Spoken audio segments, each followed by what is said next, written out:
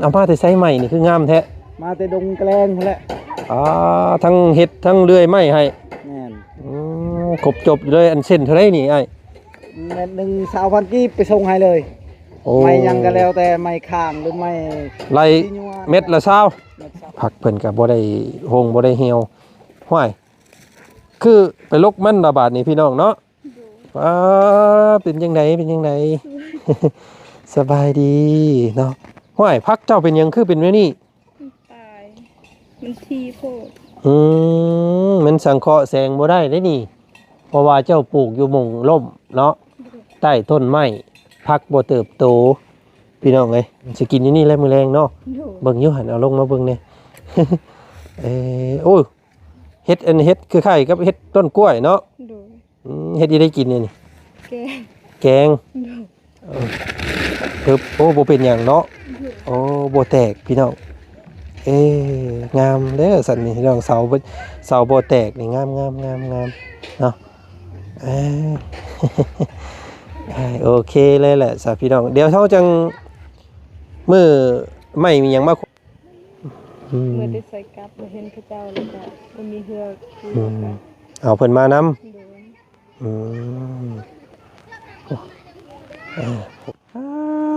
หมดดิบปลออยู่ทางไหน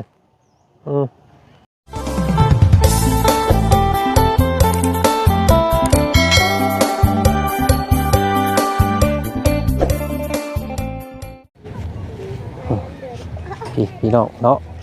หอยตกใจเบิดข่อยก็ได้เปิดภาพมาบัดเห็นนั่นว่า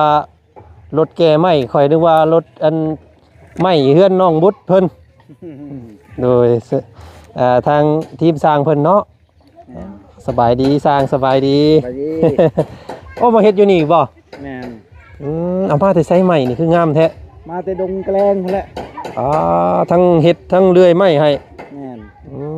ครบจบเลยอันเส้นเท่าไรนี่ไอ้เม็ดหนึ่ง20,000กีบไปส่งให้เลยไม่ยังก็แล้วแต่ไม่ข้างหรือไม่ไรเม็ดละ20,000กีบโอ้ห่วยถ้าเฮาสมมุติว่าเฮาอยากสร้างไม้น้ำอ้ายนี่ก็ได้นี่เนาะได้ไรคือกันหมดไม้แป้นปูไม่เป็นปูคือกันหมดเม็ด20,000เลยไม้งามนี่พี่น้องเนาะไม้ลงมาแต่ผู้มันมาดเลยนี่ไม่สิย่อมแกไปใช้อันเสียลงนี่บ่ลงนี่แหละเป็นไม้ก่อนย้ายไม้ก่อนทีมสร้างเพิ่นเนาะไม้งามๆเลยพี่น้องไม้หน้าเต็มเลยเนาะเต็มเลยถึง6 หน้า 10คิดว่าคือว่านัดมื้ออื่นพุ่นนะว่ะเห็นแกมาแล้วโมเมนต์เนาะพี่น้องเนาะเป็นเฮือนหลังนี้เด้อเฮือนน้องบุตรเพิ่นมื้ออื่นเนาะโธ่ไม้งามๆเฮือนงามๆพี่น้องเอ้ยเนาะเพิ่นเฮ็ดเฮือนครัวบ่พี่น้องเพิ่นเกาะเฮือนครัวออกมาเนาะบ้านหลังก็ถือว่าโธ่เนาะสุดยอดอันงดงามพี่น้องเอ้ยเนาะพี่น้องเนาะโอ้ย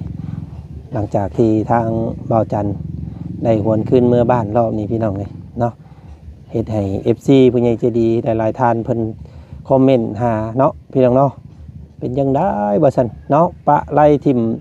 น้องบุษบาตาคมนะบ่ว่าซั่นพี่น้องเอ้ยไม่ตอกหอกตามเพิ่นไปฮอดไสแล้วเนาะได้แต่บอกพี่น้องคือเฮ็ดสมอยสมีแท้บ่ซั่นพี่น้องเอ้ยเนาะเนาะลงไปอยู่บ้านอยู่2 มื้อพี่น้องก็หวนคืนขึ้นมาคือเก่าเด้อมื้อนี้พี่น้องเอ้ยเนาะมาดำเนินการเรื่องไม้ตอกหอกตามสร้างเฮือนสร้างซ่านให้น้องเพิ่นนี่แหละว่าซั่นพี่น้องเอ้ยเนาะก่อนอื่นเด้อพี่น้องเนาะทางบ่าวจันกราบทักทายสบายดีแล้วก็กราบขอโทษขออภัยเนาะพี่น้องเนาะโดยความมันซักซ่าเพราะว่าไม่เพิ่นขาดพี่น้องเพราะว่าสายส่งไม้เพิ่นขาดไม้บ่ครบไม้บ่พอว่าซั่นเนาะก็ได้เลื่อนมาอีกพี่น้องเลย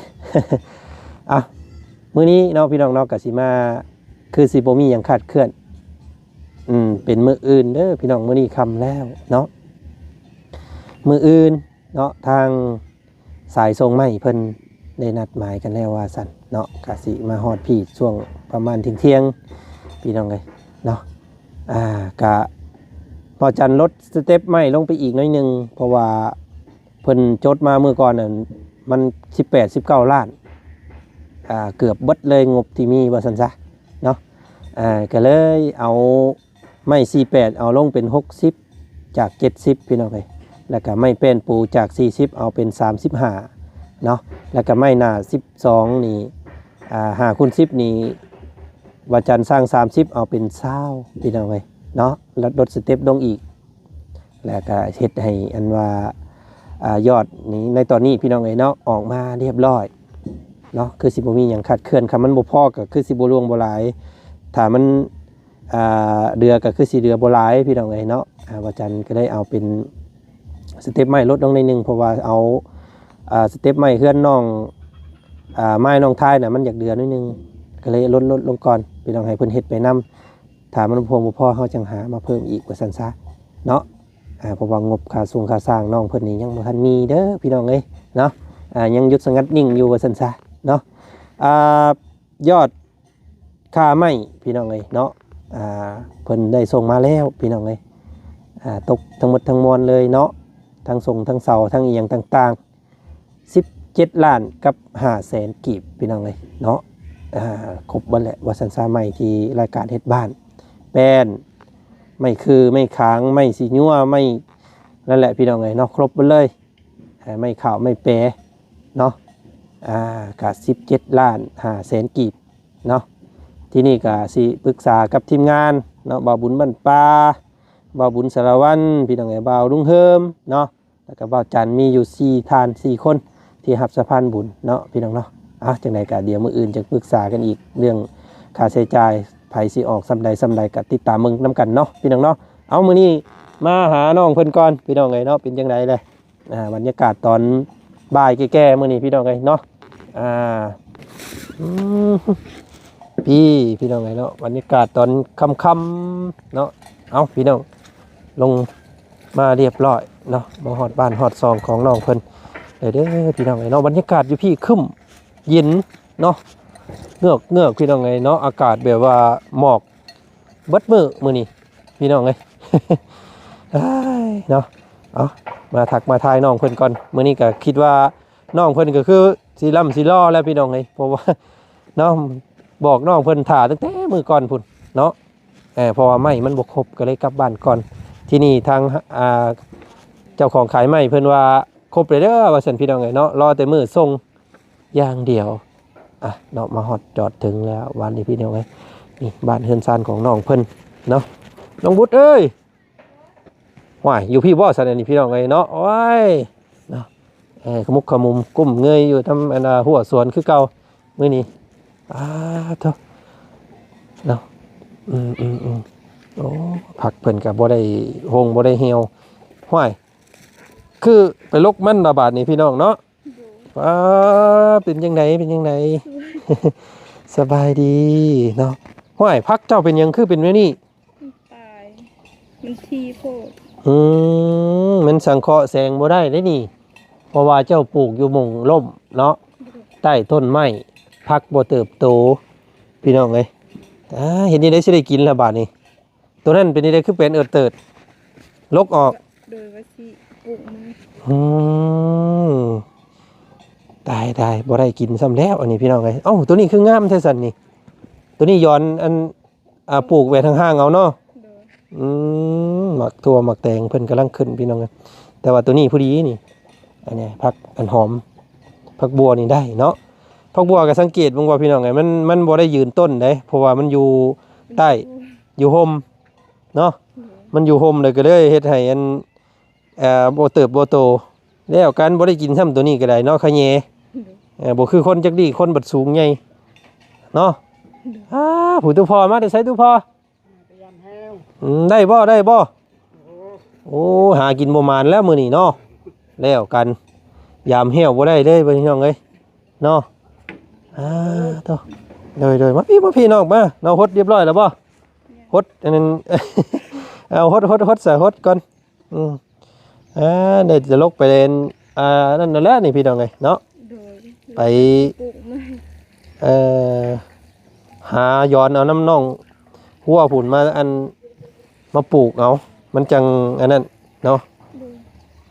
เจ้าปลูกที่พอแต่มัน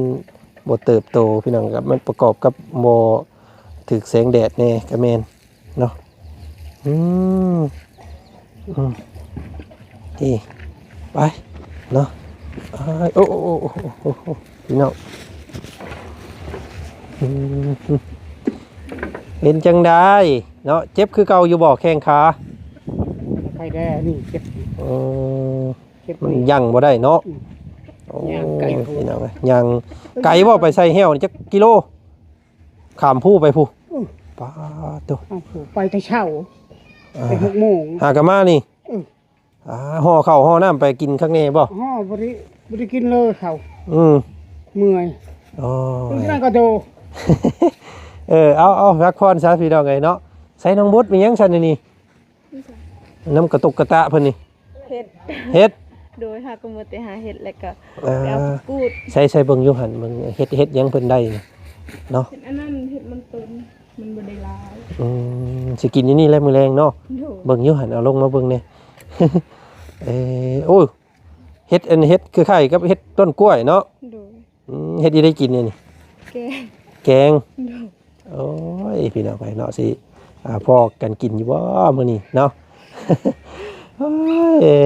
เนาะเอาพี่น้องเอ้ยมื้อนี้ก็มาฮอดจอดถึงเนาะคือสิบ่มีหยังคาดเคลื่อนเนาะมื้ออื่นเด้อเนาะมื้ออื่นไม่สิมาบาดนี้ ตัวน้องเพิ่น2 รอบเลยพี่น้องเอ้ยเนาะเพราะว่าไม้มันบ่ครบเพิ่นว่าอยากแก่มาบาดเดียวเลยเพราะว่าสิมาอัน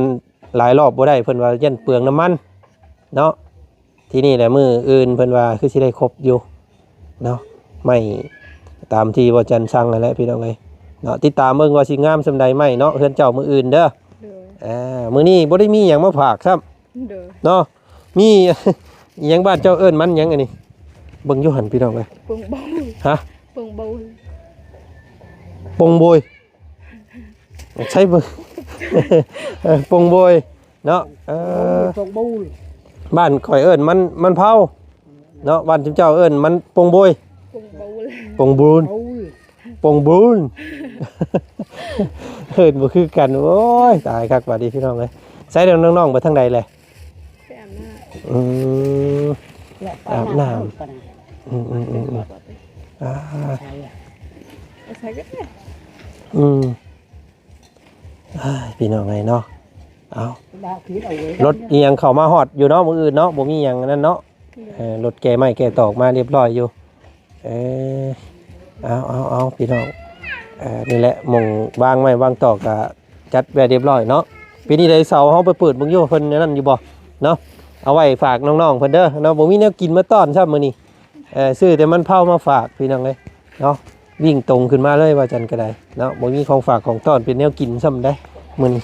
เนาะแตกอยู่บ่น้องเบิ่งอยู่เสา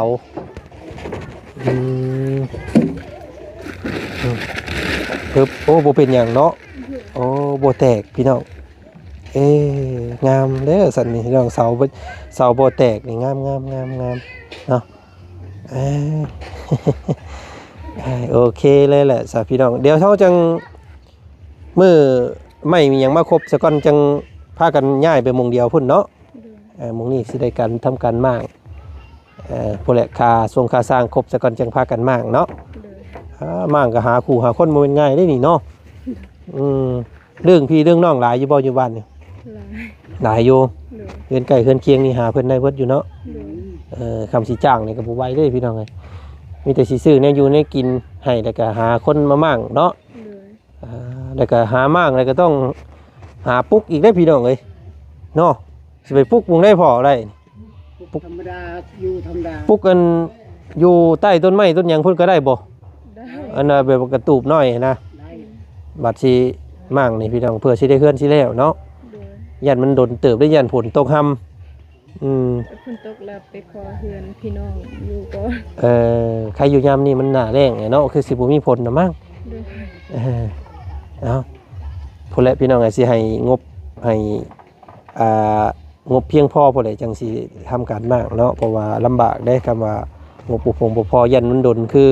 เคสน้องอัน น้ำหวานเพิ่นเนาะเฮ็ดน้องน้ำหวานป้าต้องเป็นปีพี่น้องเอ้ยคนแล้วเนาะอันนี้อาจสิบ่ให้เฮ็ดแบบนั้นแล้วกันเนาะสิพยายามให้อันมันทวงมันพ่อจักก่อนจังมากเนาะได้สำใดสำนั้นเนาะน้องเนาะก็บ่ได้แต่อุปกรณ์ก็เอาอุปกรณ์มาไว้ก่อนเนาะหาเงินเฮ็ดเฮือนเองซะบัดนี้ พี่น้องเอ้ยพอแล้วเนาะเป็นไม้ตอกหอกตามพอเรียบร้อยเด้อพี่น้องเด้อเงิน23ล้านเนาะกะค่าไม้นี่17ล้าน5แสนเนาะก็ยังเหลืออยู่6ล้านกว่าๆเนาะ6ล้านหรือว่า5ล้านกว่าๆนี่แหละพี่น้องก็ยังเหลืออยู่ซ้ำนั่นแล้วก็สิทอนโฮมไว้เป็นค่าสร้างบัดนี้เนาะสร้างน้ำบ้านก็จักเพิ่นสิเอาซำใดเด้นี่พี่น้องเนาะยังบ่ได้เอิ้นสร้างเพิ่นมาถามเบิ่งเอาสร้างที่เฮ็ดเฮือนน้องหัวนี่ก็งามเนาะเห็นเพิ่นเฮ็ดอยู่นี่พี่น้องอยู่เฮือนใกล้ๆนี่ไม้ก็มีแล้วอ่ะซอยไม้ให้ก็ได้เนาะแต่ว่าเฮือนรูปทรงแบบนั้นนี่จักเพิ่นสิเอาซำใดแล้วเนาะโมเมนต์ชาวโกราชเพิ่นบ่จักพี่น้องเอ้ยเนาะหลักๆแล้วสิอยู่ประมาณ20ล้าน24 23นี่สิอยู่ประมาณนี้เฮาเคยจ้างนะแต่ว่านี่จักเพิ่นสิว่าเท่าใดเด้อก็ติดตามเบิ่งเนาะมีแต่หาเข่าไว้และให้สร้างเพิ่นเข่าหลายอยู่บ่น้ำเฮือนตอนนี้อย่าบ่ล่ะฮะบ่ล่ะสมมุติว่าเฮ็ดเฮือนเพิ่นสิแล้วเป็นหลังนี่เบิดหลายได้เข่าเนาะพอเนาะส่วนหลายเพิ่นกินเองเพิ่นบ่หรือว่าย่อเพิ่นพอเฮ็ดสร้างอยู่พี่ย่อเข่าเพิ่นบ่หรือว่าเพิ่นเมื่อกินเฮือนเพิ่นเองบ่ฮู้เนาะ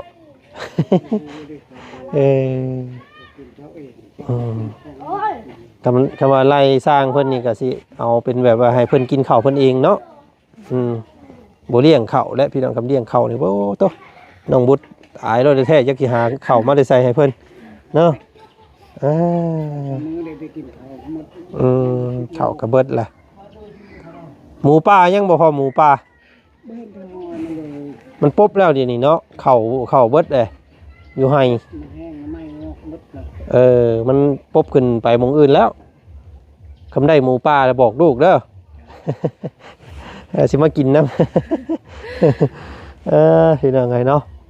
เอาสันมีแต่มื้ออื่นเนาะมื้ออื่นช่วงประมาณเที่ยงๆพุ่นแหละพี่น้องไอ้สิหับไม้น้ำกันเด้อดุนเบิ่งแบบสิเป็นไม้งามไม้สำใดเนาะมื้ออื่นเนาะจังพุ่นแหละไปไหว้มงต้นไม้พุ่นแหละพี่น้องเนาะให้เพิ่นมาจอดอยู่นี่ติดตามเบิ่งส้มอีกพี่น้องเอ้ยน้องอันอ้อยเพิ่นบ่อยู่ซ้ำเนาะโดยเราไปอาบน้ำไปอาบน้ำพุ่นบ่ไปเบิ่งอยู่ไปเบิ่งป่ะเนาะไปพากันไปย่างเบิ่งอยู่หั่นพี่น้องเอ้ยบรรยากาศบรรยากาศดีพี่น้องเอ้ย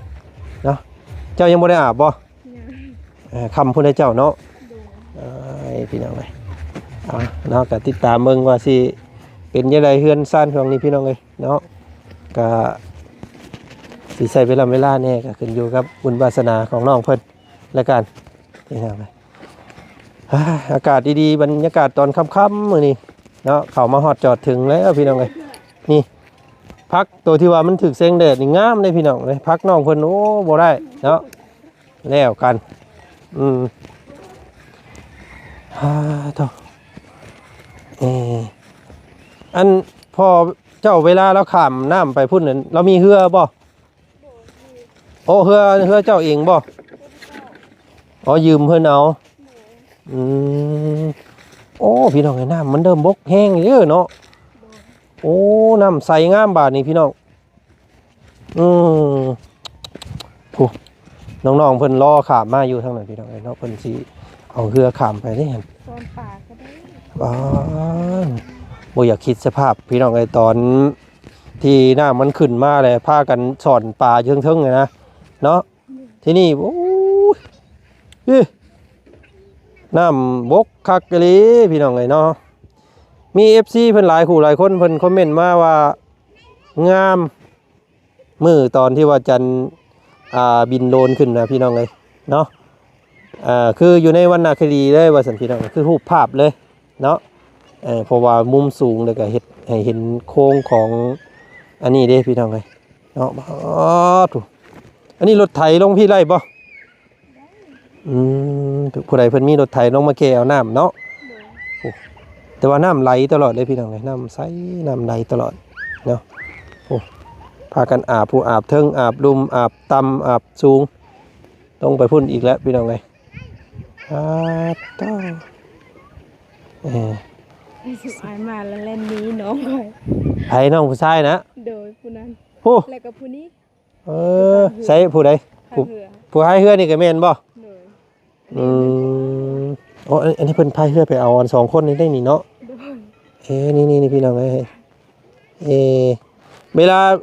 เพิ่นจ้างบ่ บ่ แปลว่าหากันเนาะ โดย ซอยกันซะพี่น้องเอ้ยบ่ได้เอาเงินเอาคำ เมื่อได้ใส่กลับบ่เห็นพระเจ้าแล้วก็บ่มีเหือคือกัน เอาเพิ่นมานำ โดย โอ้ปากันหาบโอ้เอายังตกนั่น โอ้เฮือจักก็มีเนาะ โดย ผู้ใดเพิ่นมีเงินซื้อจักใส่พี่น้องเอ้ยส่วนหลายอยู่พังนั่นน่ะเพิ่นปลูกอีหยังแน่ ปลูกกล้วยแล้วก็มันต้น เทิงภูเพิ่นก็มีเนาะ โดย ขึ้นใส่ ต้นกล้วยอีกคันนึง พี่นี่เด็กพี่น้องเลยพากันอาบแบบนั้นเลยพี่สักกระตุมกันแบบนี้เลยเนาะ เอาน้ำเซมาสะอาด สะอาดอยู่แต่ว่าเขาคิดเบื้องแล้วนี่พี่น้องเลย ตั้งแต่บ้านน้องสอนผู้ใดอันนี้นะ โดย เนาะบ้านน้องสอนบ้านน้องเอียงอีกเนี่ยละหะลงมาเพื่อสิฮอดพี่เนี่ยโอ้ยโท บันดุกมันก็ คิดนึงก็อยู่นี่หมด แมนอาบอันเดียวกันเบิดเลยแหละที่นี่เลยผู้ใดอยู่ลุ่มพี่กับน้ำขี้ไข่กันนั่นแหละเนาะ โดย อืม คนตายยังกันน้ำเซนี่ แล้วก็ตักไปกิน ตักกินตักอาบตักใส่โอ้ยพี่น้องเลยเนาะเอากะเฮ็ดยังได้สันโอ้ได้เพียงได้มาเนาะทางนั้นผู้ลุงมาเลยพี่น้องเลย เอาเนาะโอเคทางอาจารย์กะมาแจ้งน้องสำนี่แหละมื้อนี้เนาะมื้ออื่นผู้ใดจังพ่อกันใหม่อ๊บพี่น้องเอ้ย